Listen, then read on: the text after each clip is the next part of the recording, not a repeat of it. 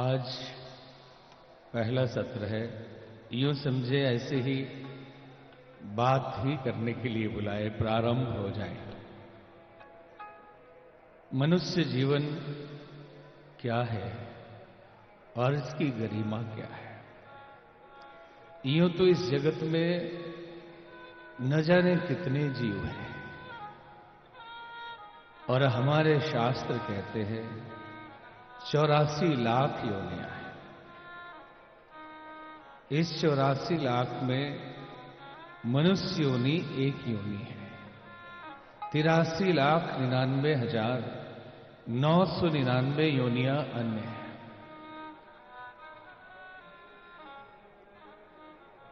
इस 83,99,999 में कीड़े मकोड़े, पहाड़ पर्वत, जीव जंतु, सांप बिच्छू जितने भी हैं ये सभी हैं।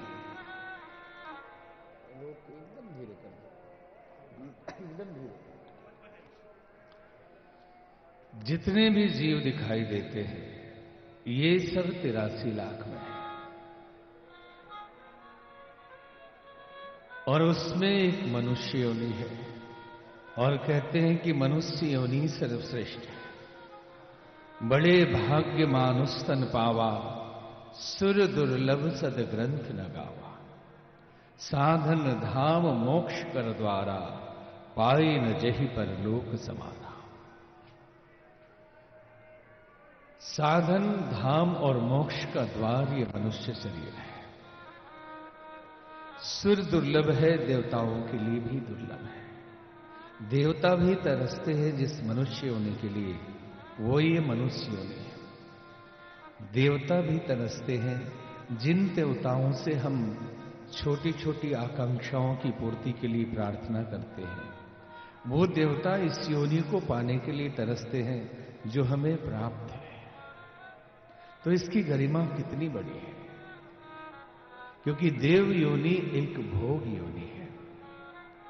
जैसे आपने पैसा कमाया और कमाने के बाद बैंक में जमा कर दिया, क्रेडिट कार्ड लिया, नौकरी छोड़ दी, परदेश चले गए और जाकर वहां बड़े बड़े होटल में वास किया, उस पैसे का उपभोग किया और पैसा खर्च हो गया।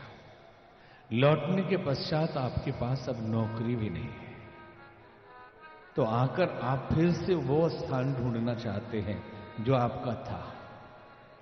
आप गरीब हो चुके हैं, आपके पास कोई पूंजी नहीं है, आपके पास कोई पैसा नहीं है, कोई धन नहीं, कोई वैभव नहीं और कोई क्रेडिट नहीं। ठीक वैसे ही जीव तपस्या करता है, पुण्य करता है और पुण्य करके अधिक पुण्य होने के बाद वो देव योनि में चला जाता है। इसलिए ऋषि मुनि कभी भी देव योनि में नहीं जाना चाहते। वहां केवल खर्च करने की छूट है, कमाने की कोई व्यवस्था नहीं।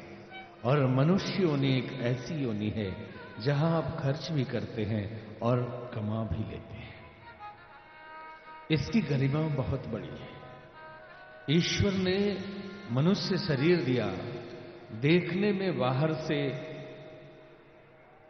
लौकिक रूप से, स्थूल रूप से, फिजिकली एक साधारण शरीर है। हाड़ मांस का पुतला है, पंच तत्वों से बना हुआ है। लेकिन अगर दिव्य दृष्टि और बड़ी दृष्टि से इसे निहारने वाले देख सकते हैं, और उन्होंने देखा है कि ये शक्तियों का खजाना है। मनुष्य शरीर साधारण नहीं है। जितना हजारों वाट की बिजली पैदा करने में डैम बनाना पड़ता है, वो बिजली इसमें अपने आप पैदा होती है। पूरी बिजली से शरीर चलता है और उस ऊर्जा से ही इसका काम होता है। इसके अंदर जो चीजें ईश्वर ने बनाई है, ये भी जो हम बोल रहे हैं, ये भी बहुत फिजिकल है, बहुत स्थूल है। लेकिन इसके अंदर उपत्तिकाएं, ग्रंथियां और षटचक्र ये और पंचकोश, 6 चक्र मूलाधार से लेकर स्वाधिष्ठान तक, और 7वां जो आखिरी है, जिसे आप सहस्त्र कमल कहते हैं, ब्रह्मरंध्र, ये सारे एक से एक खजाने हैं। और जैसे जैसे एक एक खजाना खुलता जाता है, आप वैभव और निधियों के अधिष्ठाता बनते चले जाते हैं। जो अदृश्य सत्ताओं के पास, दैवी शक्तियों के पास जो ऊर्जा और सामर्थ्य होती है, वो हर जीव के पास है, लेकिन खजाना बंद है, कुंजी खोई हुई है, हम ढूंढ नहीं पाते और हमें ज्ञात भी नहीं होता, ये एहसास भी नहीं होता, ये अनुभव भी नहीं होता कि हम इतने बड़े मालिक हैं खजाने के। एक तो जीवात्मा के रूप में कि हम शरीर नहीं, शरीर हमारा साधन है। हम शरीर नहीं, शरीर हमारा साधन है। और दूसरी तरफ शरीर के रूप में भी देखें तो ये अनंत शक्तियों का भंडार है। ये शरीर भी अनंत शक्तियों का भंडार है। अगर इन शक्तियों को जगा लिया गया, हम इसे न जाने किस किस रूप में बर्बाद करते रहते हैं। छोटी छोटी कहानियों के माध्यम से हम आपको संकेत करेंगे कि एक राजा एक दिन एक किसान के यहां ठहरा। साधारण वेश में वो राजा ठहरा उनके यहां। कुछ दिन तक अपने राज्य की व्यवस्था को समझने के लिए कि नागरिकों की क्या स्थिति है, उसी स्तर पर जाके उसी वेश में रहकर राजा ने अवलोकन किया। एक साधारण गरीब किसान ने राजा की बड़ी सेवा की और राजा प्रसन्न हुए। चलते चलते राजा ने उसे एक उपहार दिया। राजा ने कहा कि मैं तुम्हें एक चंदन का वन उपहार में देता हूं। और उस साधारण आदमी को चंदन से परिचय नहीं था कि चंदन कोई कीमती चीज है, ये उसे एहसास ही नहीं था। इसका पता ही उसे नहीं था कि चंदन कोई खास वस्तु होती है। एक जंगल दे दिया, पूरा वन ही दे दिया। और वो आदमी, उसने सोचा कि ये जंगल दे दिया राजा ने, कोई धन दौलत दे देता, थोड़ा पैसा दे देता, थोड़ा आभूषण ही दे देता तो हमारा काम बनता। कि राजा ने ठीक नहीं किया मेरे साथ, ये लकड़ी का जंगल दे दिया, इसका मैं करूंगा क्या? तो बोला चलो कोई बात नहीं, थोड़ी लकड़ियां रोज काटता, कोयला बनाता और कोयला बनाकर 10-20 रुपये में बेच देता और घर का खर्चा उस दिन का चल जाता। धीरे धीरे उसने सारा जंगल काटकर बेच दिया। अब उसके पास जंगल बचा नहीं, थोड़ी सी लकड़ी बची थी और उस दिन बरसात इतनी हुई कि कोयला नहीं बना पाया। सोचा इस लकड़ी का अब मैं क्या करूंगा, आज मेरा खर्चा कैसे चलेगा। वो लकड़ी लेकर बाजार में निकल गया और बाजार में जब वो गया, जब चंदन की खुशबू फैली, लोग कीमत लगाने लगे। कोई कहता कि 100 रुपए में दे दो, कोई कहता 1000 रुपए में दे दो, यहां तक कि लाखों में उसकी कीमत लगने लगी। पूरी गट्ठर असली चंदन, खुशबूदार चंदन जब लाखों में कीमत गई, सिर पटक के रोने लगा कि ये चंदन है, मुझे पता ही नहीं था। इतने चंदन का जंगल मैंने जला के कोयला बना दिया, बेच दिया ऐसे ही, और गरीब का गरीब बना रहा। हमारा जीवन चंदन के वन की तरह है, बहुत कीमती है, बहुत खुशबूदार है, लेकिन हम नासमझी के कारण इसे कोयला बनाकर बेच रहे हैं। कोई कहता है भगवान ने क्या दिया है, जिंदगी में कुछ नहीं है, जिंदगी नर्क बनी हुई है, समय काट रहा हूं। कोई अमीर है, कोई वैभवशाली है, हम दुखी होते हैं कि हमारे पास क्या है। ये जो शरीर है, इससे बड़ा वैभव इस जगत में और कुछ नहीं। उनसे पूछिए जिनके पास आंखें नहीं है, आंखों की कीमत वो बताएंगे। उनसे पूछिए कि जिनके पास पांव नहीं है, पांव की कीमत वो बताएंगे। उनके पूछिए उनसे जिनके पास किडनी खराब हो गई है, किडनी की कीमत वो बताएंगे। इस पूरे शरीर की कीमत लगाना बड़ा मुश्किल है। ईश्वर ने ये जीवन दिया चंदन के वन के रूप में उपहार, और हमने कोयला बनाकर इसे बेच दिया।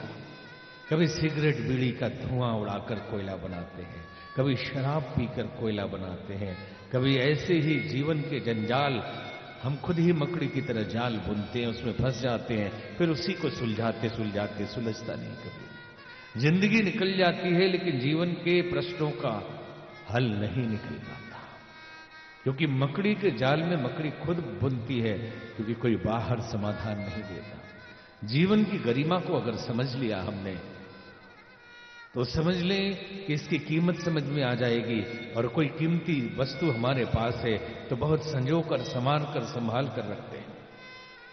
ऐसे ही जीवन को बर्बाद नहीं करते। दुनिया की सारी वस्तुएं हम संभाल लेते हैं। एक और कहानी याद आई, आपको छोटी छोटी कहानियां ही सुनाने वाला हूं कि एक राजा का बेटा, जब उनका साम्राज्य लुट रहा था, समाप्त हो रहा था, उस समय चलते चलते मौत करीब आ गई थी, तो एक हीरे को उन्होंने कपड़े में बांध के उसके गले में पहना दिया कि अगर ये खो भी जाएगा बेटा, इसके पास सारे वैभव नष्ट भी हो जाएंगे, तो ये हीरा उसके काम आएगा। राजा चले गए, साम्राज्य लुट गया। राजकुमार भटकता रहता, भिक्षा मांगता रहता। कभी किसी कारण से वो जो कपड़ा उस पे चढ़ा था हीरे पे फट गया और कहीं रोशनी पड़ी, वो चमकता था। लोग कीमत लगाने लगे। वो भी हैरान हुआ कि मेरे ही गले में इतना कीमती हीरा बंधा हुआ है और मैं भिक्षा मांग रहा हूं। हमारी स्थिति ऐसी ही है कि सारी विभूति, सारी संपदा, सारा संयोग हमारे भीतर ही है। परमात्मा को धन्यवाद देने के बदले ताने देते हैं कि प्रभु आपने हमें दिया क्या है, जो जीवन दे दिया और समय दे दिया। अब आपकी कलाकारी है कि इस जीवन को क्या से क्या बनाते हैं। जिंदगी बनाना हमारे हाथ में है, एक दिन बताया जाएगा कैसे बनाना। तो मानव जीवन सर्वश्रेष्ठ है, सुर दुर्लभ है, साधन धाम और मोक्ष का द्वार है। मोक्ष और कहीं नहीं, यही है। एक व्यक्ति गरीब था, बहुत पुरुषार्थ करके, बड़ी परिश्रम करके उसने धन कमाया, अमीर हो गया। इकलौता बेटा था। उसने सोचा कि मैंने जो गरीबी देखी है, मेरे बच्चे को ये गरीबी नहीं मिली। ये ख्याल रखना, आज आपको कहानी ही सुनाने वाला हूं। सिर्फ एक एक कहानी के माध्यम से आपको समझाऊंगा, जितना सरल हो। कोई बहुत बड़ी फिलॉसफी नहीं बताएगी, बड़ी फिलॉसफी भी आ जाएगी दूसरे सब्जेक्ट में। आज आपके लिए केवल ये भूमिका है। तो उस आदमी ने विचार किया कि मेरे बेटे को कोई कमी नहीं होनी चाहिए। एक सुंदर महल बनवाया, महल में सारी कीमती वस्तुएं लगाई कि मैंने जीवन में जो नहीं देखा और जो गरीबी देखी, जो वैभव नहीं देखा, जो संपदाएं मुझे नहीं मिली, जो कष्ट मुझे मिला और जो खुशी नहीं मिली, वो कष्ट बेटे को नहीं होने दूंगा। वो पीड़ा उसे कभी नहीं होगी, और जो खुशियां मुझे नहीं मिली है वो उसे दे के ही मैं दम लूंगा। इंतजाम किया। सारा इंतजाम करने के पश्चात आनंद में जी रहा था। एक दिन उसके महल में आग लग गई। महल दो दो कर जलने लगा। चिल्लाया, लोगों को बुलाया, पड़ोसी आए, मजदूर आए, सामान निकाले, अलमारी निकाली, कीमती वस्तुएं निकाल दी। चैन की सांस ली कि चलो जिंदगी भर की कमाई मेरी बच गई। महल जल गया, फिर से इसे रिपेयरिंग कर दी जाएगी, पुनर्निर्माण कर दिया जाएगा, टूट फूट मरम्मत कर दी जाएगी। लेकिन तभी किसी ने पूछा कि आपका बेटा कहां है? इकलौता बच्चा है कहां वो? तो ख्याल आया कि बेटा तो कमरे के अंदर पलंग पे सो रहा था। सामानों को निकालने में इतने खो गए कि बेटे को बचा नहीं पाए। बेटा पलंग पे सो रहा था और पलंग सहित बेटा जल के भस्म हो गया। सामान निकालते रहे, हीरे मोती निकालते रहे, लेकिन जिसके लिए सारे साधन थे उसको नहीं बचा पाए, उसे नहीं निकाल पाए। शेर जी रोते तड़पते अब प्राण उनके भी निकल गए। ये सारी कहानियां हमारे अपनी जिंदगी की है कि हमारा वारिस, हमारा मतलब हम स्वयं ही है, लेकिन समझने के लिए मान लेते हैं कि अगर हम शरीर हैं, आत्मा ही वारिस है इसका। आत्मा जो मालिक है, जो राजकुमार है परमात्मा का, जिसके लिए सारे साधन है, जिसके लिए सारी संपदाएं हैं, जिसके लिए सारी विभूतियां हैं। हम संसार की चीजें बचा लेते हैं, मकान दुकान बचा लेते हैं, शरीर के सौंदर्य के प्रसाधन इकट्ठा करने में, शरीर की सुविधा के साधन इकट्ठा करने में लगे रहते हैं। वैभव, मकान, दुकान, श्रृंगार, सजावट, इसी में लगे रहते हैं। और काम, क्रोध, वासना, तृष्णा की अग्नि जलती रहती है और उसमें वारिस जल के खाक हो जाता है। राजकुमार जलकर खाक हो जाता है, जिसके लिए सब कुछ था, उसको छोड़ के हम सब बचा लेते हैं। अगर पूरी जिंदगी का अवलोकन करें तो हम करते क्या है? सिर्फ जिसके लिए जीवन मिला है वो नहीं करते, बाकी सब कुछ करते हैं। जिसके लिए हमारी जिंदगी है उसके लिए कोई इंतजाम नहीं, समय नहीं है, बहुत व्यस्त है, पूजा पाठ में मन नहीं लगता, हम बहुत धार्मिक नहीं है। अहंकार इतना रहता है कि बहुत धार्मिक नहीं है, ये भी एक अहंकार है कि हम बहुत ये सब में विश्वास नहीं रखते। मतलब ये एक टाइप है तथा कथित आधुनिक होने का। कि हंसी आ गई कि एक आदमी सुना रहे थे कि एक नास्तिक था, एक आस्तिक था। तो नास्तिक जो था कहता है मैं तो भगवान में भरोसा ही नहीं करता, ये सब सिस्टम से चलता है, भगवान होता है या नहीं होता किसने देखा है। और आस्तिक बेचारा बोलता है प्रभु होते हैं, भगवान के बिना चलता नहीं, सब उन्हीं की कृपा से है। एक दिन देखा आस्तिक ने नास्तिक के पॉकेट में कुछ लटक रहा था, हाथ डाली, उसमें एक झोली और माला रखा हुआ था। तो नास्तिक ने आस्तिक से पूछा भाई जी ये क्या है? बोले सच्चाई ये है कि दूसरों को अकड़ दिखाने के लिए मैं बोलता रहता हूं कि मैं नास्तिक, मैं नहीं मानता ये सब पूजा पाठ, ये माला फेरना, मंदिर जाना। ये एक तरह के टाइप के लोग हैं कुछ जो भीतर से बहुत कमजोर और डरे हुए होते हैं। फिर क्या करते हैं आप? तो मैं ये करता हूं कि अकेले में मौका मिले तो 2-3 माला जप लेता हूं कि पता नहीं कहीं अगर होगा भी तो मारेगा बहुत, इसलिए चुपचाप मैं 2-3 माला रोज जप लेता हूं और उसके बाद दिन भर गाली देते रहता हूं कि भगवान नहीं होता है, और माफी मांग लेता हूं कि भगवान अगर होते हैं तो क्षमा करना है कि मैं भी माला जप रहा हूं, इसलिए आप परेशान मत होना। ये तो इन लोगों को बोलने के लिए मैं बोल रहा हूं। तो ऐसे भी लोग होते हैं कि जीवन के जो करना चाहिए वो नहीं हो पाता हमसे, और जो नहीं करना है वही पूरी जिंदगी करते करते पूरा जीवन निकाल देते हैं। अगर एक आदमी अपने जीवन का विश्लेषण करे, ये जिंदगी किस लिए है? पैदा हुए, खाए पिए, मर गए। शास्त्र तो ये कहता है आहार निद्रा भय मैथुनम च सामान्य एतत् पशु भी नाराना, कि भूख लगी तो भोजन कर लेना, नींद लगी तो सो जाना, और भयभीत होना और परिवार बढ़ाना, इतना तो पशु जानवर कुत्ते बिल्ली भी करते हैं। फिर मनुष्य योनि मिली है तो आपने क्या खास कर लिया? अगर मनुष्य योनि मिली तो इसके लिए आपने कुछ किया? जिंदगी ऐसे ही निकल जाती है। तभी तो कई संत जब जिंदगी गुजर जाती है और संत हो गए, भाव ये जगह, ऐसा भाव आया कि जीवन में हमने किया नहीं, तो कहते हैं कि बीत गए भजन बिना। गाने गाते हैं ना कि जिंदगी बीत गई भजन के बिना, प्रभु पहले होश क्यों नहीं आया, पहले ये एहसास क्यों नहीं हुआ, मैंने कैसे खो दिया जीवन।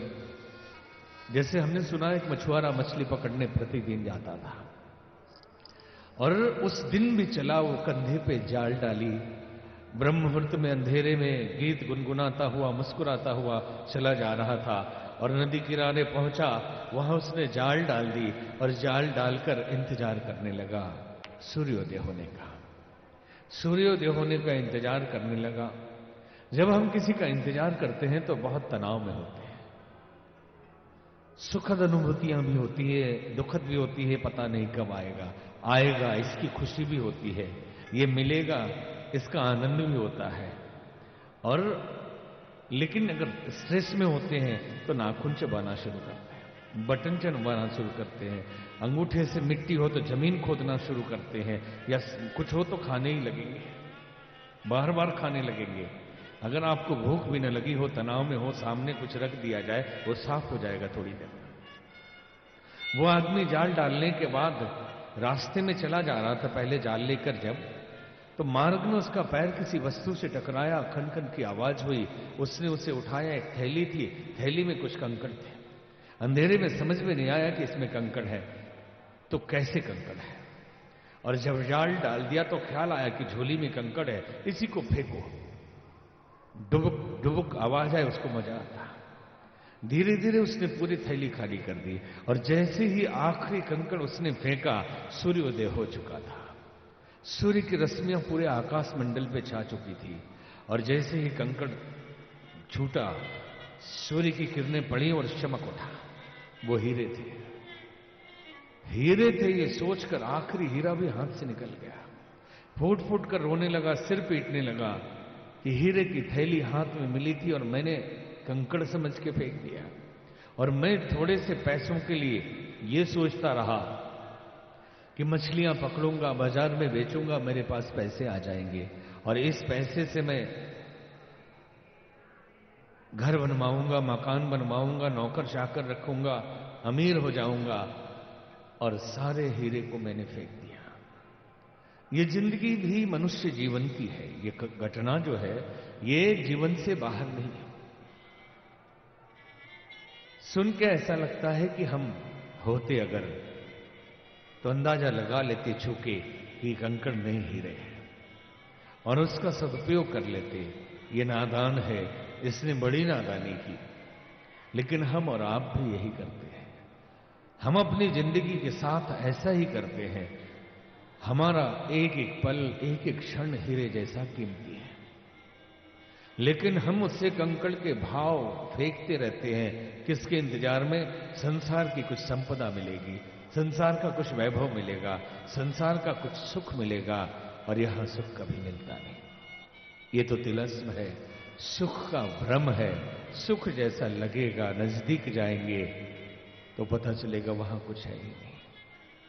जैसे मृग तृष्णा आपने सुना होगा, एयरपोर्ट पे, एरोड्रम पे जाए, या रेगिस्तान में जाए, या धूप में कहीं बालू वाली मिट्टी हो दूर तक, तो आपको पानी दिखाई देगा, और जब निकट पहुंचेंगे तो वहां जल है ही नहीं। प्यासा पथिक अगर उस मार्ग से जाता है तो निकट पहुंचता है, जल नहीं है, और फिर आगे दिखाई पड़ता है, आगे है जल, और फिर आगे पहुंच जाता है, वहां जाता है, वहां भी जल नहीं है। कंकड़ के भाव हमने हीरे को फेंक दिया। हीरे जैसी कीमती जिंदगी कंकड़ के भाव हमने फेंक दी, और कुछ लोगों को तो सूर्योदय हो गया, दिखाई पड़ गया कि ये कंकड़ नहीं हीरा है, और एहसास हो गया, रोने लगे। बहुत आते हैं, चले जाते हैं, जिनके जीवन में सूर्योदय होता ही नहीं। अंधेरे में आते हैं और अंधेरे में ही चले जाते हैं। उनकी जिंदगी में सूर्योदय नहीं होता, और उसी को आनंद भी मान लेते हैं, उसी में जीवन जीते रहते हैं, उसी में उबते रहते हैं, डूबते रहते हैं, लेकिन कभी नहीं समझ पाते कि जीवन क्या था, क्योंकि अंधेरे में आए और अंधेरे में चले गए। सूर्योदय का अर्थ है कि कोई सदगुरु मिल जाए, कोई ज्ञानी मिल जाए, ज्ञान की आंखें खोल दे, कोई प्रकाश की किरण जीवन में उतर जाए तो समझ में आए बात। लेकिन अंधेरे में आए और अंधेरे में चले, जल्दी। मरते समय आपने देखा होगा, रोते हैं लोग। एक्सीडेंट हो जाए अचानक और मर जाए वो बात अलग है, लेकिन मरने वालों को आपने देखा होगा, आंखों से किनारे से आंसू निकलता है। इनमें रोने वाले दो तरह के लोग होते हैं। एक तो वो होते हैं जिनके जीवन में ज्ञान आ गया, जिनके जीवन में ज्ञान का अवतरण हो गया, और एहसास होने के पश्चात वो इसलिए रो रहे हैं कि हे प्रभु, इतनी देर क्यों कर दी, ये ज्ञान देने में इतनी देर क्यों लगा दी, जिंदगी तो हाथ से निकल गई। काश पहले ये अनुभूति हो गई होती ये आत्मबोध पहले हो गया होता, ये ज्ञान या गुरु पहले मिल गए होते। इसलिए वो रोते हैं कि जिंदगी खो गई। जो बार बार हम संकेत कर रहे हैं कि वो संत जो गाते हैं अपने बुजुर्ग होने की स्थिति में कि बीत गए दिन भजन बिना, क्योंकि बोध नहीं हो पाया जवानी में, बोध नहीं हो पाया तरुण अवस्था में, बोध नहीं हो पाया युवा अवस्था में, और जब बूढ़े हो गए एहसास हो गया, ज्ञान आ गई, तो रोते हैं। फिर भी हीरे अभी बचे हैं उनके पास, अभी उनके पास कुछ सांसें बची हैं। ये तो उनका हम बोल रहे हैं जो मृत्यु सैया पे पड़े रहते हैं, मृत्यु सैया पे पड़े रहते हैं और रोते हैं। और कुछ तो ऐसे भी होते हैं जो अंधेरे में आते हैं, अंधेरे में जाते हैं, वो भी रोते हैं। वो क्यों रोते हैं? वो इसलिए रोते हैं कि प्रभु अब मैं जा रहा हूं, बेटे की शादी की थी, पोते की तो बाकी रह गई, कुछ लोगों को ब्याज पे पैसा दिया था, अभी लेना बाकी रह गया था, कुछ लोगों का गला काटा था, अभी कुछ लोग बच ही गए थे, कुछ बर्बादी और करनी थी, थोड़ी जिंदगी और दे देते तो ये भी कर लेता। इसलिए भी रोते हैं लोग। जीवन बहुत सीमित है और काल पीछे चल रहा है। जीवन महान है, वैभवशाली है, लेकिन बहुत छोटा है। हमें लगता है 60 साल और 80 साल और 100 वर्ष। एक कीड़े और मकोड़े से पूछिए जो 2 घंटे के लिए जीते हैं, 3 दिन के लिए जीते हैं, 10 दिन के लिए जीते हैं, 10 मिनट के लिए जिंदगी होती है, उस आधे घंटे और 10 मिनट की जिंदगी में वो पैदा होते हैं, बालक होते हैं, जवान होते हैं, बुजुर्ग होते हैं, परिवार होता है और मर जाते हैं। और उनको वो हमारा 10 मिनट भी लगता है कि पूरी जिंदगी गुजार ली हमने। जैसे बूढ़े होके कोई मरे तो लोग कहते हैं हाँ अपनी जिंदगी पूरी जी ली। अब कीड़े मकोड़ों के जीवन में घुस के अगर देखेंगे तो 10 मिनट की जिंदगी जी ली, कहेंगे पूरी जिंदगी जी ली। इसलिए कहते हैं कि देवताओं के हमारे 6 महीने के बराबर देवताओं का एक दिन होता है, और हमारे 6 महीने की रात्रि के बराबर देवताओं की एक रात्रि होती है।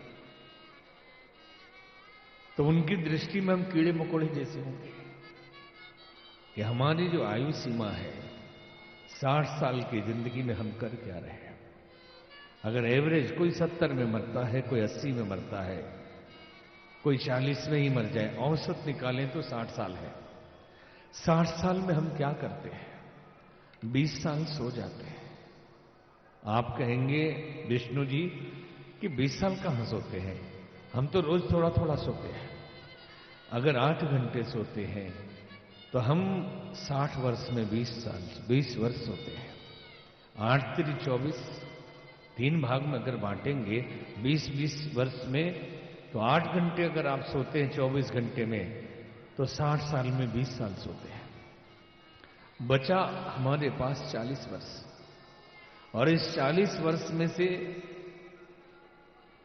अगर ध्यान दीजिए अभी, तो बचपन के 10 वर्ष निकाल दीजिए, जब होश ही नहीं है। लोग भी कहते हैं अभी बच्चा है, खेलने का उम्र है, इसे होश कहां है। और हमें स्वयं को भी होश नहीं होता, 15 साल तक नहीं होता, हमने तो 10 ही रखा अभी। और बुढ़ापे के 10 साल निकाल दीजिए, जब आंखों से दिखाई नहीं पड़ता, कानों से सुनाई नहीं पड़ता, स्मृति चली जाती है, समझ में नहीं आता कि हम कर क्या रहे हैं। जो शेक्सपियर ने लिखा 7 स्टेज ऑफ लाइफ ऐसे है। First step infant baby and last step same equal है, बच्चे जैसा, विदाउट टीथ, दांत नहीं है, सुनाई भी, बच्चों को तो सुनाई भी पड़ जाता है, बूढ़े को तो सुनाई भी नहीं पड़ता, लेकिन समझ जैसे खो जाती है, जैसे नहीं होती है वैसे ही खो जाती है। लोग कहते हैं बुजुर्ग लोग बच्चे जैसा हो जाते हैं।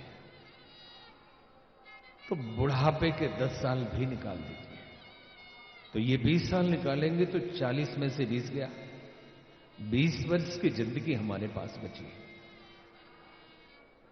इसलिए ये बताना पड़ रहा है कि जिंदगी को हम स्थिर समझ लेते हैं, जिंदगी को हम रुका हुआ समझ लेते हैं कि हम जी रहे हैं, हम मंजिल पाएंगे, हम सफल होंगे, हम असफल हो रहे हैं, हमें ये व्यवस्था करनी है, हम सेटल होंगे।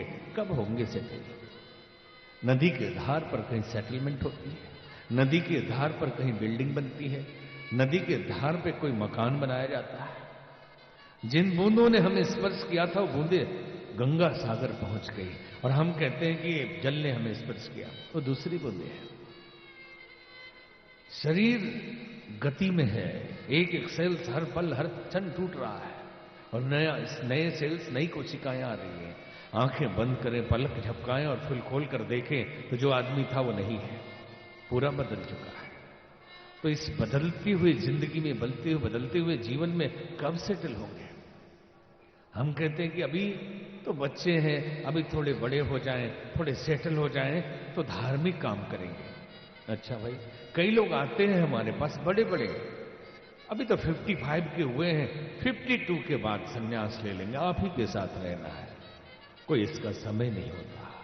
संन्यास अलग से लेने की जरूरत है। अरे जहां हो, जो कर रहे हो वही ले लो संन्यास। कर दो समर्पित जिंदगी परमात्मा को और वही जो कर्म है वो आपका सिद्ध हो जाएगा और सेटलमेंट होगी इस भागती हुई जिंदगी में। कई लोग सेटलमेंट करते हैं, पढ़ लेंगे तो सेटल हो जाएंगे। अब हो गए सेटल। विनोबा भावे ने एक कहानी लिखी थी जो कोर्स में भी पढ़ाया जाता था कि किसी विद्यार्थी से पूछा, 8वीं कक्षा में पढ़ता था, कि आगे क्या बनने का इरादा है? बोले अभी तो 8वीं हूं, मैट्रिक पास कर लूं तो फिर बताऊंगा, तब विचार करूंगा कि पहले मैट्रिक तो हो जाए। मैट्रिक कर लिया, फिर मिलने गए, पूछा कि कुछ भविष्य का बनाया? बोले अभी तो कॉलेज में एडमिशन ले रहा हूं, अभी बीए कर लूं, ग्रेजुएशन, फिर प्लान करूंगा, थोड़ा सेटल हो जाऊं। बीए कर लिया, फिर पूछने गए तो बोले अभी आगे का कुछ इरादा है, शादी हो जाए फिर बताता हूं, सेटल हो जाऊं थोड़ा। शादी हो गई, बच्चे हो गए। विनोबा भावे ने कहा कि अब हुआ सेटल? नहीं, बच्चा थोड़ा बड़ा हो जाए तो सेटल हो जाऊंगा।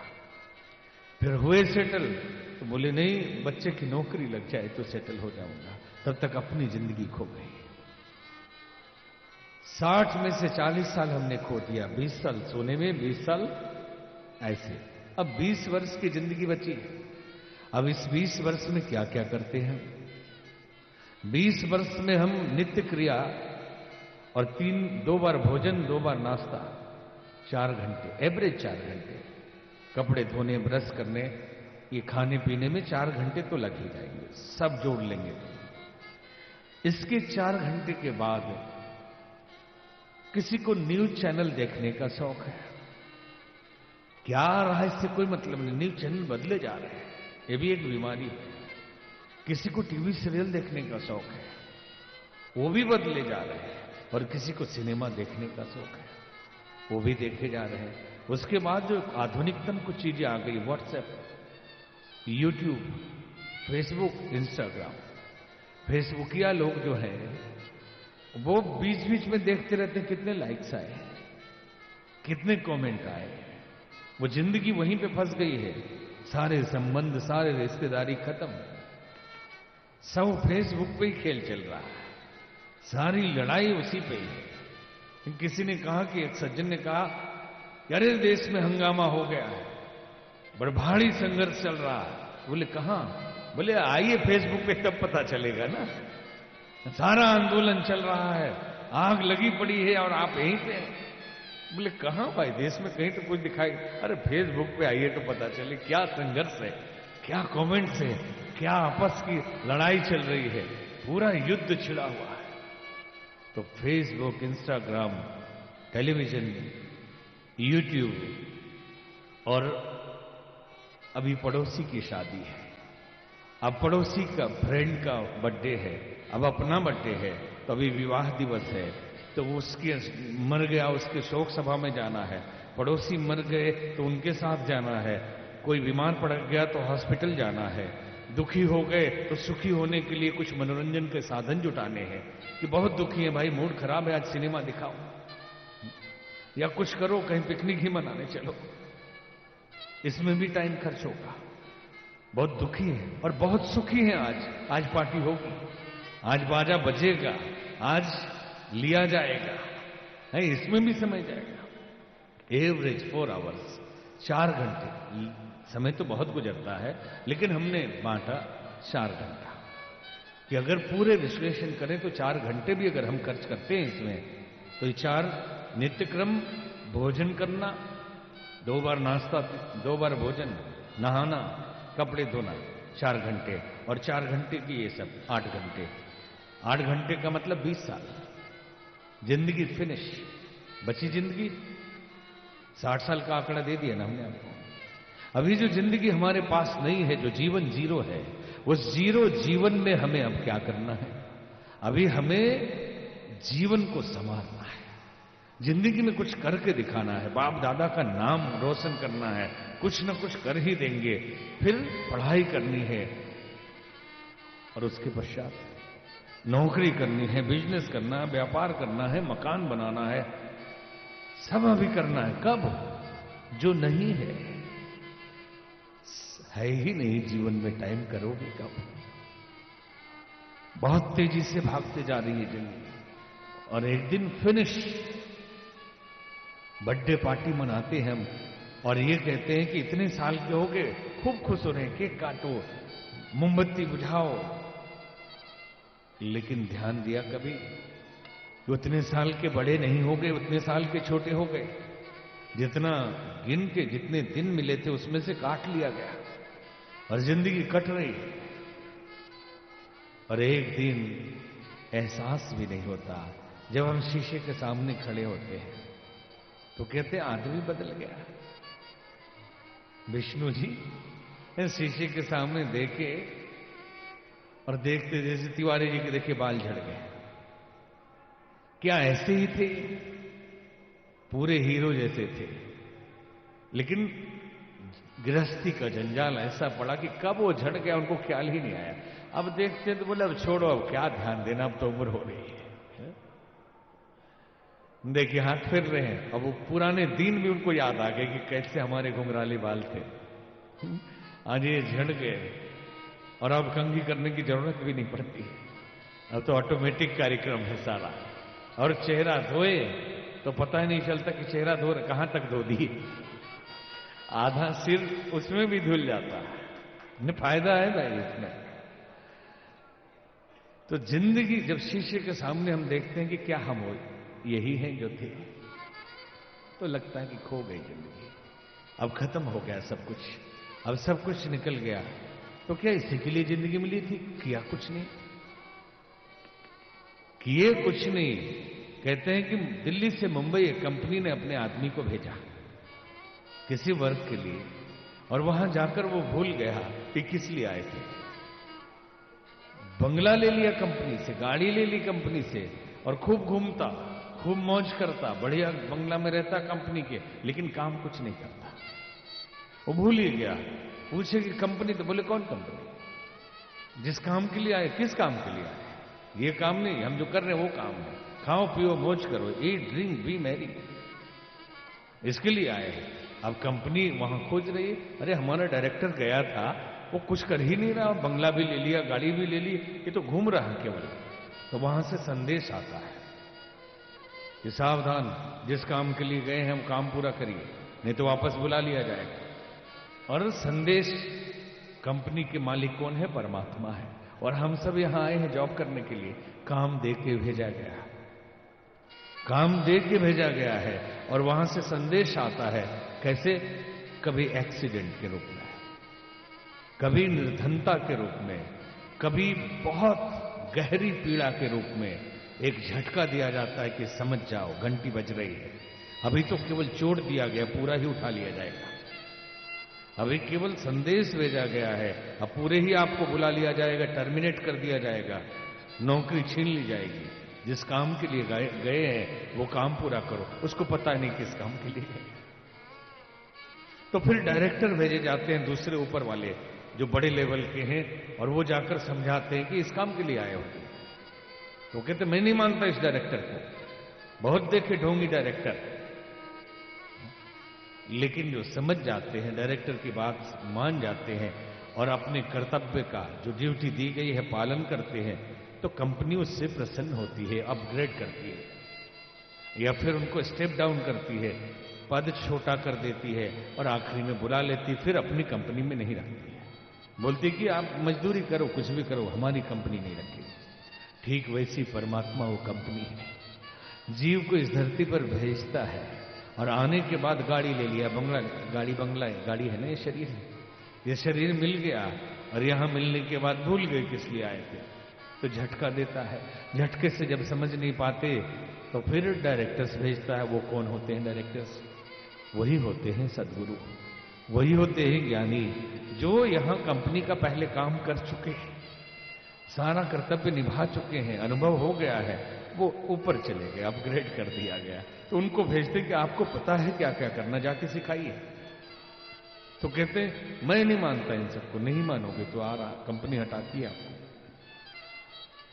तो हम अपने कर्तव्यों को भूल जाते हैं, जिंदगी का ख्याल नहीं होता और समय हमारा ऐसे ही निकल जाता है। 60 साल की औसत आयु गिनती करा दी हमने कि कैसे निकल रही है और पल पल कैसे हम खो रहे हैं। हर क्षण हमारी जिंदगी हमारे हाथ से निकल रही है। उम्रे दराज मांग कर लाए थे 4 दिन, कट गई 2 आरज़ू 2 इंतजार। 4 दिन की जिंदगी मांग कर लाए थे तो मांगते मांगते कट गई कि हे प्रभु ये दे देना, वो दे देना, और 2 अब मिलेगा, अब मिलेगा, इसी में तब तक कब्र में पहुंच गए। वो कभी पूर्ति हुई नहीं, कभी मिला ही नहीं, कभी पता ही नहीं चला। हमने सुना एक आदमी, उसके पीछे एक पागल हाथी लगा हुआ था। पागल हाथी पीछे भाग रहा और वो आगे आगे भाग रहा। भागते भागते उसने देखा एक कुआं है, उसमें कूदा और एक डाल पकड़ ली। क्योंकि डाल इसलिए पकड़ ली कि झांका तो कुआं दिखा, सूखा कुआं था, नीचे मगरमच्छ थे, नीचे बड़े बड़े मगरमच्छ थे। तो सोचा ऊपर भी पागल है, मारेगा, और नीचे भी ये मगरमच्छ खा जाएंगे। अब क्या करूं, लटके रहो, हाथी चला जाए तो निकल जाऊंगा। और वो लटका था, लटके लटके उस पे शहद का छत्ता लगा हुआ था। धीरे धीरे शहद टपकता और वो चाटने लगा। खो गया कि हाथ छूटा तो नीचे जाएंगे, और हाथी हटने का नाम ले रहा है ऊपर से। वो अड़ा हुआ है, एकदम दीवार तोड़ रहा कुएं का कि मार दूंगा मैं। और उसी बीच एक घटना घटी कि उस डाल को 2 चूहे काट रहे थे, एक सफेद एक काला। एक सफेद और एक काला 2 चूहे काट रहे थे, और ये चूहे को भगाने के बदले शहद चाटने में लग गए। वहां से निकलने का इंतजाम करने के बदले उसी में खो गए। हम सब ऐसे ही कर रहे हैं कि काल हमारे पीछे पड़ा हुआ है। ये जो पागल हाथी है वो काल है, कभी भी मार दे, और काल आम सामने भी है कि कभी भी खा जाए। और ये 2 चूहे जिंदगी, ये डाल जो जिसपे हम लटके हुए हैं, ये डाल जीवन की डाल है। जीवन के डाल में हम लटके हुए हैं, और 2 चूहे सफेद और काले, दिन और रात, जिंदगी की डाल को काटे जा रहे हैं। एक दिन इतने महीन कर देंगे कि अपने आप काल के गाल में हम चले जाएंगे। इसलिए हम जागें, होश में आए। हमारे जीवन में जीवन की कीमत अगर न समझ पाए तो समझ लो कुछ नहीं समझा। मनुष्य जीवन की बड़ी गरिमा है।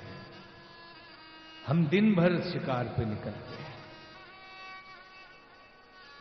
शिकार करते हैं ना, जैसे जानवर शिकार करते हैं पेट भरने के लिए, करते हैं जानवर। लेकिन जानवरों में और हमारे फर्क यह है कि जानवर एक बार पेट भर जाए तो फिर शिकार नहीं करता, लेकिन हम इतने संकीर्ण हैं कि पेट भर जाए तो पेटी भरने के लिए शिकार करते हैं। बच्चों के लिए शिकार करते हैं, 7 पीढ़ी तक रख के जाएंगे, जैसे मान के लिया है हमने कि सब अपाहिज पैदा होने वाले हैं। आने वाली सारी पीढ़ियां सब अपाहिज ही होने वाली है। इसलिए हम जीवन में जिस तत्व को पाना है उसको भूलकर सिर्फ शिकार करते हैं। जानवर शिकार करते हैं जो वो खाते हैं उनका, और हम शिकार करते हैं वो जिससे हमारा पेट भरे। नौकरी में जाना, व्यापार करना शिकार ही तो है। सुबह से रात तक हम सब शिकार में लगे हैं, चैन नहीं है, गाड़ी में बैठे हैं तब भी फोन आ रहा है शिकारियों का, सहयोगियों का, शिकार में जो सहयोग करते हैं उनका। रात को भी फोन आ जाए, दिन भर नौकरी व्यापार, ये करना बुरी बात नहीं है। शरीर के लिए साधन चाहिए, शरीर के लिए वस्त्र चाहिए, शरीर के लिए आहार चाहिए, शरीर के लिए मकान चाहिए। लोग कहते हैं कि बाबा लोग कहते हैं सब त्याग कर दीजिए, हम कहते हैं नहीं, त्यागने की औकात आपकी नहीं है। अरे जब सब प्रभु कर रहे हैं तो आप क्या त्याग देंगे और क्या पकड़ लेंगे? कुछ न त्यागना है न कुछ पकड़ना है, होश में आ जाना, केवल होश में आ जाना। और हम तो कहते हैं खूब कमाइए, खूब पैसा कमाइए आप। कोई कहेगा कि आप हमें भौतिकवादी बना रहे हैं, है ही नहीं, और आप कहेंगे कि हम त्यागी हो गए। पहले हो तो पहले उसका अनुभव तो ले ले। क्षमा सोबती उस भुजंग को जिसके पास गरल हो, उसको क्या जो दंतहीन विषहीन विनित सरल हो। कोई गरीब गया गुजरा डरपोक आदमी किसी पहलवान से बोले कि जाओ मैंने तुझे क्षमा कर दिया, पहलवान ने थप्पड़ मारा तो बोले जाओ क्षमा कर दिया, नहीं तो मैं तुझे देखने ही वाला था। अगर कोई बड़ा ताकतवर शक्तिशाली ये बात बोले तो भी बात समझ में आती है। तो ठीक इसी तरह से आप वैभव कमाइए, कोई दिक्कत नहीं, बढ़िया मकान बनाइए, अच्छी गाड़ियों में घूमिए, कोई दिक्कत नहीं,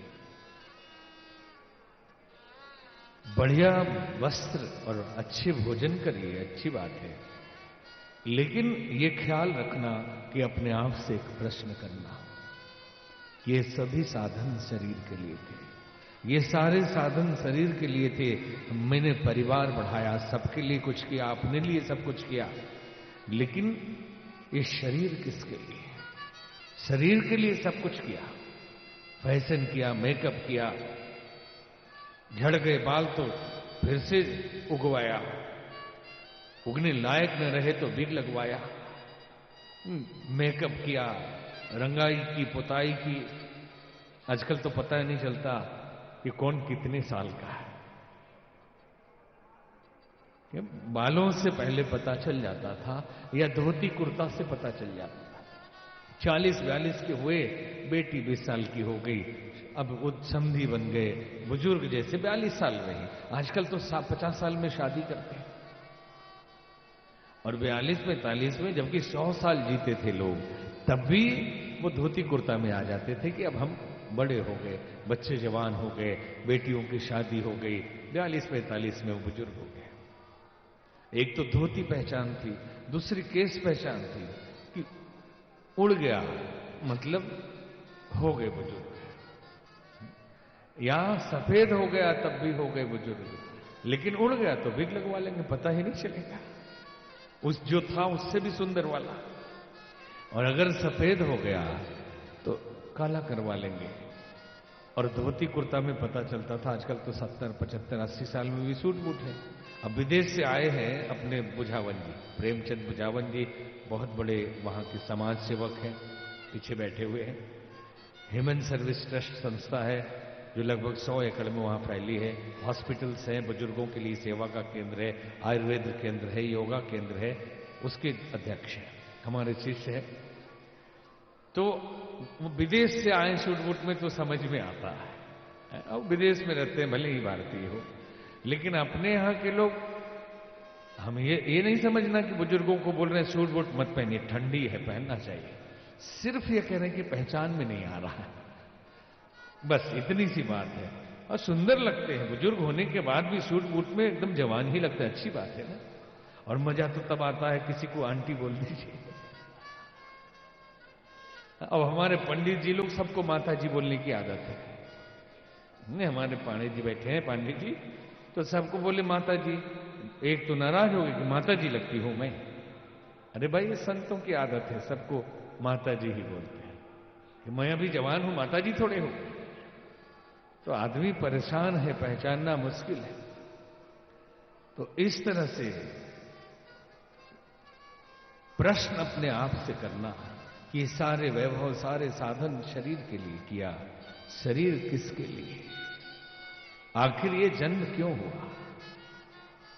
अगर शाश्वत होता जीवन, अगर सनातन होता जीवन, कभी मरता नहीं, कभी नष्ट नहीं होता, कभी समाप्त नहीं होता, तो प्रश्न ही नहीं उठता। लेकिन आए हैं सो जाएंगे राजा रंग फकीर, एक सिंहासन चढ़ चले एक बंधे जंजीर। बाप दादा चले गए, पूर्वज चले गए, बस हम थोड़ी देर के लिए रो लेते हैं, शमशान वैराग्य आ जाता है, फिर आते ही वैसे ही। आजकल तो हमने ये भी देखा, बोलने जैसी बात नहीं, शमशान से चलते चलते भी शराब पी लेते हैं और बहाना क्या? गम भुला है। मुझे पीने का शौक नहीं, पीता हूं गम भुलाने को, दादाजी की यादें मिटाने को। दादाजी मरे हैं और इधर शराब पी के आ रहा है वो लड़का। तो ये स्थिति आ गई है। प्रश्न अपने आप से करिए, क्योंकि जीवन शाश्वत नहीं है, नश्वर है। अगर अकेले में बैठे थोड़ी सेल्फ स्टडी करें, थोड़ा स्वाध्याय करें, बस इतना ही। धर्म और अध्यात्म की बड़ी बड़ी चर्चाएं होती हैं, की भी जाएगी। वास्तव में इसका मतलब क्या है? मतलब इतना ही है कि समझ में आ जाए कि आए कहां से और जाना हमें कहां, आए कहां से और जाना हमें कहां, मन में यही विचार लो, बस हो गया भजन। और कुछ नहीं करना। तपस्या, उपवास, व्रत, त्योहार, कुछ भी साधनाएं इसलिए की जाती है कि हम पवित्र हो जाएं और जान लें अपने आप को कि हम कौन हैं। हम शरीर नहीं है, शरीर मरेगा, हम नहीं मरने वाले। लेकिन हम आए तो थे, ये शरीर तो मिला था। तो प्रश्न उठता है कि वैभव शरीर के लिए इकट्ठा कर लिया हमने, लेकिन ये शरीर किसके लिए? जिस जीवात्मा के लिए शरीर है, उसके लिए किया क्या? हमने अपने आप को शरीर मान लिया और इसी की सेवा में लगे रहे और ऐसी ही जिंदगी गंवा दी। वैभव कमाइए। उपनिषद कहते हैं, ईशा वास्य इदम सर्वम यत्कृत्या जगत्याम जगत तेन तक्तेन भुंजिता मां गृध कश्य शूधनम। ईश्वर का वास कण में है। आप खूब कमाइए, लेकिन त्याग करके भोग करिए और दूसरों के धन पे गिद्ध दृष्टि मत रखिए। अभी समस्या यह है कि दुख, जीवन में जो दुख है, ये सापेक्ष है। एक गरीब आदमी का दुख और एक अमीर आदमी का दुख एकदम अलग अलग है। एक गरीब आदमी का छप्पड़ से पानी चू रहा है, वो उसका दुख है। उसके पेट भर रोटी नहीं मिल रही, उसका दुख है। वो परमात्मा से प्रार्थना कर, प्रभु रोटी मिल जाए दो, बस कुछ नहीं चाहिए। कहीं सड़क किनारे छप्पड़ के नीचे, पोल के नीचे सो लूंगा, रोटी मिल जाए। बरसात में पानी टपक रहा है, प्रभु किसी तरह छप्पड़ पे कुछ डल जाए। अगर रोटी उनका दुख है, अगर छप्पर उनका दुख है, तो जिनके घर छप्पर है, जिनके पास रोटी है, उनके पास तो दुख होना ही नहीं चाहिए। फिर वो क्यों दुखी है? उनका दुख गाड़ी है, उनका दुख बंगला है, उनका दुख कुछ और है। तो फिर गाड़ी बंगले से सुख मिलता है, तो जिनके पास ये है उनको भी दुखी नहीं होना चाहिए। तो उन बड़े बड़े लोगों से पूछिए जिनके पास सब है, वो क्यों दुखी है? सुख और दुख ये सापेक्ष है, रिलेटिव है। जहाज में जब जाते हैं, बादलों से ऊपर चले जाएं, तो जहाज रुका हुआ मालूम पड़ता है, क्योंकि सापेक्षता के लिए सामने कुछ चाहिए। किसको पीछे छोड़ेंगे? बिल्डिंग चाहिए, कोई मकान चाहिए, कोई पेड़ चाहिए, जो पीछे छूटे तो लगे कि हम आगे बढ़ रहे हैं। तो सारा अपने अपने परिस्थितियों के अनुसार, अपने अपने सिचुएशन के अनुसार सुख और दुख है। एक वस्तु को दुख नहीं कह सकते और सुख भी नहीं कह सकते। एक गरीब आदमी खा पी लिया, सो लिया आराम से, कोई दिक्कत नहीं है। और एक अमीर आदमी सब होते हुए भी इतने तनाव में है कि गोली खाए फिर भी नींद ना आए। तो जागिए, जीवन को समझिए। जिंदगी में अगर जीवन को न समझ पाए तो समझ ले सब खो दिया। इसलिए आज के विषय में सिर्फ केवल संकेत करना था कि हम जिंदगी की कीमत को समझें। अगर जिंदगी की कीमत को ना समझ पाए, ऐसा घबराया आपने कि लगा कि हो गया है? बताइए। चलो कोई बात नहीं, भजन होगा, ये लोग आज के लिए करेंगे ये। तो आत्मीय बंधुओं, धर्म आपने बहुत देखा, धर्मात्मा भी बहुत देखे। सिर्फ हमारा ये कहना है, बी प्रैक्टिकल।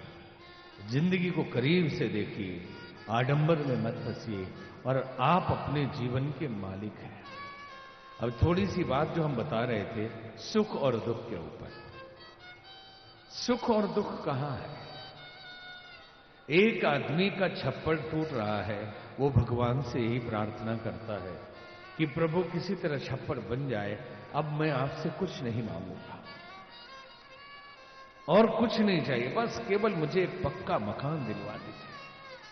ये प्रैक्टिकल आप लोग भी करते होंगे कि बस ये वाला प्रोजेक्ट निकल जाए, ये वाला असाइनमेंट मिल जाए, अब प्रभु कुछ नहीं मांगेंगे आपसे।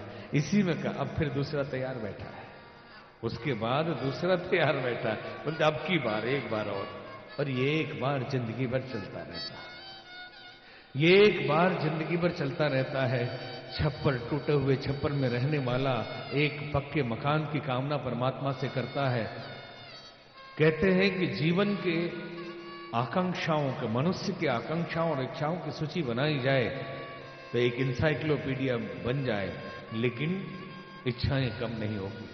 हमने सुना कि एक बार एक भिखारी कुंभ के मेले में, साधु संत आते हैं, भिखारी भी आ जाते हैं, वो टकरा गया नारद मुनि से। नारद मुनि कुंभ के अवसर पर प्रयाग में भ्रमण कर रहे थे,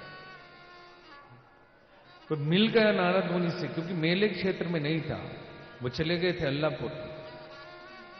और उधर एक भिखारी मिल गया नारद मुनि को, बोला नारद मुनि आज तो मैं आपको छोड़ने वाला नहीं। बोले क्यों? बोले मैंने सुना है कि आप सभी जगह चले जाते हैं, तो कुबेर के नाम एक चिट्ठी लिख दीजिए, और कुबेर के पास बहुत धन है हमने सुना है। नारद मुनि ने चिट्ठी लिख दी, आत्मीय कुबेर जी गरीब आदमी है और ये प्रयागराज का रहने वाला है, तीर्थराज का निवासी है, हम तीर्थ में तो सब फल मिलते हैं, इसलिए इसको यही फल दे दीजिए कि आप खजाने में से कुछ इसके झोली में डाल दीजिए।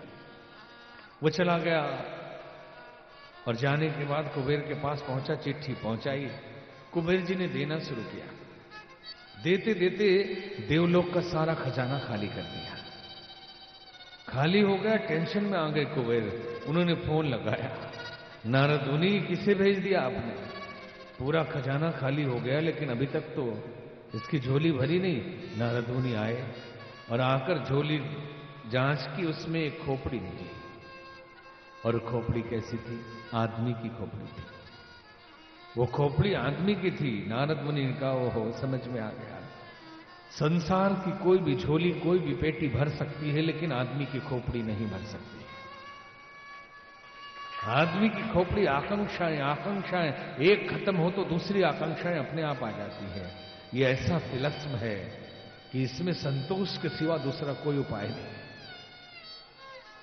कुछ हद तक तो ठीक है कि एक सीमा तक जाए, कोई एम्बिशन रखें, कुछ आकांक्षा रखें, कुछ टारगेट रखें, लेकिन कितना? इच्छाओं आकांक्षाओं की सूची बनाई जाए तो इंसाइक्लोपीडिया भर जाए, लेकिन अगर दो शब्दों में पूछा जाए कि मनुष्य क्या चाहता है, आदमी को क्या चाहिए, तो हम बोल सकते हैं कि सुख और शांति। वैभव हम कमाते हैं इसीलिए तो कि सुख मिलेगा, नाम कमाते हैं इसलिए तो सुख मिलेगा और उससे मन को शांति मिलेगी। इलेक्शन में इधर उधर दिन रात मरता है आदमी सुख और शांति के लिए। जो भी हम कर रहे हैं सब इर्द गिर्द है सुख और शांति के, इससे बाहर कुछ नहीं। तो अब आप ध्यान से सुनना, कि एक टूटे हुए छप्पड़ वाला आदमी भगवान से प्रार्थना करता है कि प्रभु किसी तरह पक्का मकान बन जाए, सुख और शांति मिल जाएगी, और कुछ नहीं चाहिए। मिल गया पक्का मकान, पूछा जाके मिली और सुख शांति? नहीं, सामने वाला का इतना बड़ा है और मेरा इतना छोटा, टेंशन बहुत है।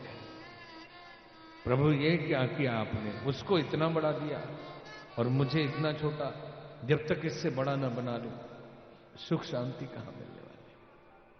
अब बड़ापन क्या मिली सुख शांति? नहीं, एक मुंबई में मीरा रोड में एक फ्लैट खरीदा है, लेकिन लोखंड वाला और जुहू में बंगला ना बना लूं तब तक कहां सुख शांति। टारगेट हमारा ये है कि उधर भाईंदर से आ जाऊं मैं लोखंड वाला में, और आगे लोखंड वाला में तो बोले एक जुहू में भी हो, एक खंडाला में भी हो, एक रिसोर्ट अपना। मिली सुख शांति? कभी नहीं मिलने वाली। एक आदमी मुखिया का इलेक्शन लड़ने के लिए परेशान है, परमात्मा से प्रार्थना करता है कि प्रभु मुखिया में जितवा दीजिए, एक बार मुखिया बना दीजिए, फिर और कुछ नहीं चाहिए, मुझे सुख शांति मिल जाएगी। बन गया मुखिया।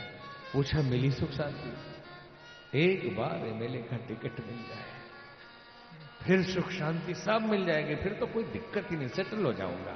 मिल गया टिकट, जीत गए, बन गए एमएलए। अब लाल बत्ती एक बार लग जाए, जब ये सायरन बजा बजा के चलते हैं ना सब, तो लगता है कि मेरे पास भी होता। बन गए मंत्री, अब मिली सुख शांति। एक बार मुख्यमंत्री बन जाए फिर चैन की सांस सोऊंगा, सेटल हो जाऊंगा। बन गए मुख्यमंत्री, मिली शांति। प्रधानमंत्री एक बार बन जाओ फिर तो कोई बात ही नहीं, बन गए प्रधानमंत्री, मिली सुख शांति। अब इससे बड़ा कुछ होता तो वो भी मिलता तो शांति मिलती, नहीं मिलने वाली है।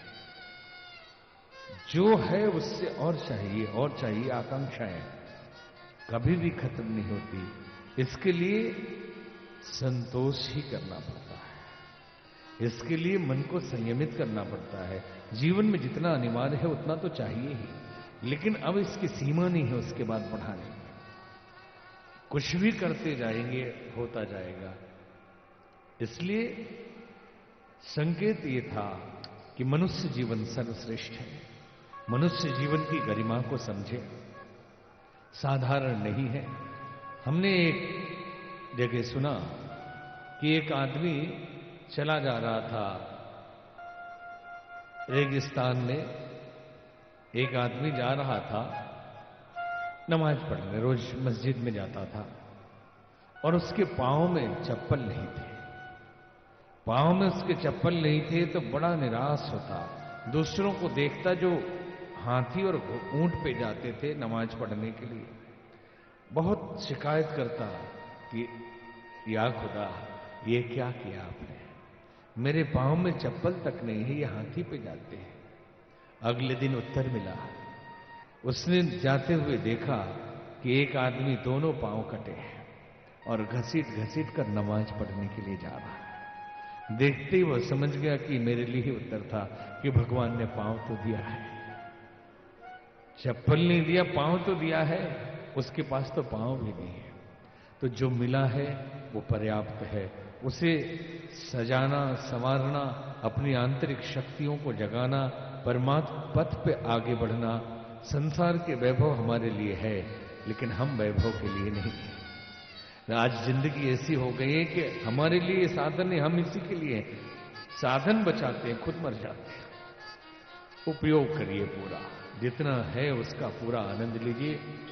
आज केवल कुछ संकेत करना था, ये आज शुरुआत करनी थी, और लोगों को भी समझ में आ जाए कि आज से ये प्रतिदिन चलेगा। तो विष्णु जी से आग्रह के ऊपर आ जाए और कुछ सुनाइए।